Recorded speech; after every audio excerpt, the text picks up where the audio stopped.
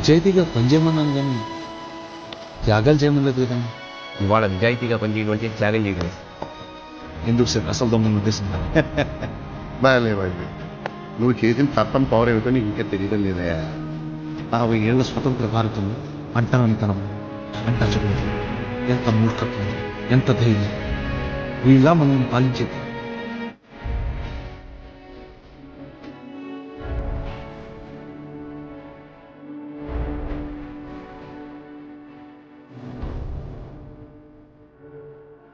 నేర చరిత్రే కాదు, ఏ రాజకీయ చరిత్ర లేని 294 మందిని శాసనసభలో నడిపిస్తాను. నాకు దమ్ము ఈ చట్టాన్ని సవరించడానికి, ఈ వ్యవస్థని మార్చడానికి.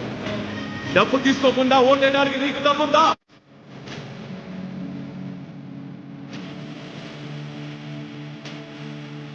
నువ్వు ఏమైనా రిస్క్ చేస్తాను కానీ చూడండి ఆ లీడర్. నాకు ఈ క్షణమే ఈ స్టూడియో వదిలి ఆయనతో వెళ్ళి నడవాలనిపిస్తుంది. ఇన్స్పైరింగ్ లీడర్షిప్ అంటే అదే.